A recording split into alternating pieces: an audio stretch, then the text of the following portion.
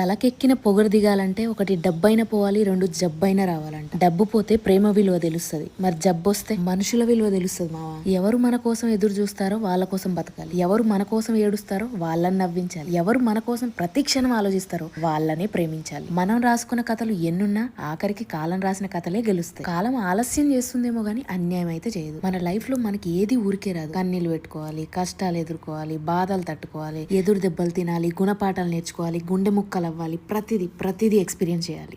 జీవితం మనల్ని ఏడిపించడానికి 100 కారణాలు వెతికితే మన దగ్గర నవ్వడానికి 1000 కారణాలు ఉన్నాయని చూపించగలగాలి. మనకు ఒక చిన్న బాధ 100 సంతోషాలను దూరం చేస్తుంది, కానీ మన దగ్గర 1000 సంతోషాలున్నా ఆ ఒక్క చిన్న బాధను దూరం చేయలేము. లైఫ్ లో బాధలు కామనే మావా, కానీ డామినేషన్ కూడా బాధదేనా? అలా ఎలా కుదురుద్ది? నేను ఒప్పుకోను, మీరు కూడా ఒప్పుకోవద్దు. అందుకే మన మాటలు, మన పనులు ఇతరులను సంతోష పెట్టేలా ఉండాలి, బాధ పెట్టేలా కాదు. మీరు ఎన్నైనా చెప్పండి మావా, అన్ని దానాల కన్నా గొప్ప దానం నిదానమే. ఎస్, కోపంతో ఉన్నోడు కొట్టినట్టు మాట్లాడతాడు, మంచి